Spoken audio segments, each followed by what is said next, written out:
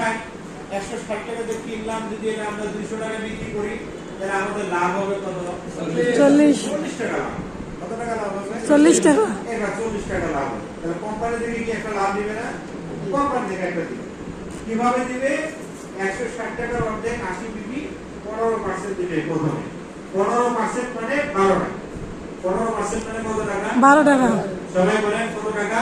12 টাকা।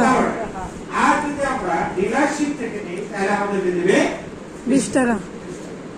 কোম্পানি থেকে আমরা পাইলাম ধরেন 20 টাকা, আর এমআরপি রেটে লাভ করলাম হলো 160 টাকা। তাহলে 40 টাকা আর 20 টাকা কত হলো? 80 টাকা। 60 টাকা।